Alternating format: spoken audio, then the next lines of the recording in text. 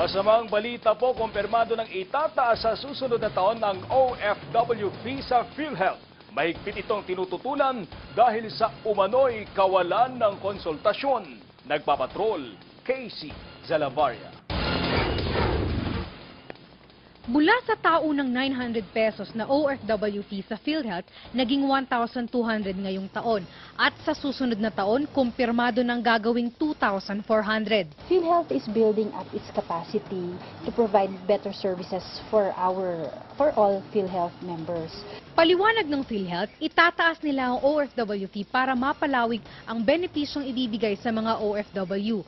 Bukod sa mga discount sa primary benefit package tulad ng consultation, urinalysis, chest x-ray at asthma services, sakop na rin ang pagbibigay diskwento sa mga gagamiting kwarto at mga binibiling gamot ng isang pasyente.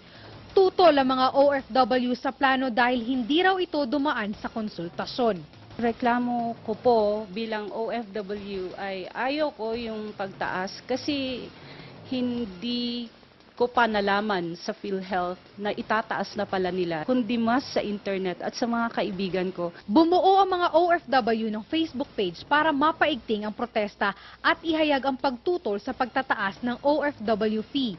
Umaabot na sa 10,000 ang nag-like sa nasabing Facebook page. Pinabulaanan naman ng PhilHealth ang aligasyong hindi dumaan sa konsultasyon ang pagtataas sa OFW fee. Hindi po totoo yan na wala pong consultation na nangyari sa ating mga OFWs. Actually, there have been consultations. Ang premium increase ng PhilHealth ay kumpirmado ng tataas sa susunod na taon. Apila ng mga OFW, sana raw ay pakinggan muna ang kanilang mga hinanaing. Casey Zalavaria, Patrol ng Pilipino. Hulyo na pero